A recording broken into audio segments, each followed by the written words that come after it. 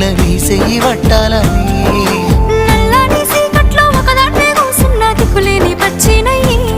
బావా నువ్వెప్పుడొస్తావని ఏళ్ళైపోతుండే పిల్ల ఎన్నెలొచ్చింది మన బతుకులా ఏలైపోతుండే పిల్ల ఏలు వట్టంగా వస్తున్నాయా ఇన్నాళ్ళ ఎడబాటు ఎడవాసిపోతుందిలే ఈ సీనయ్య గుండున్నదే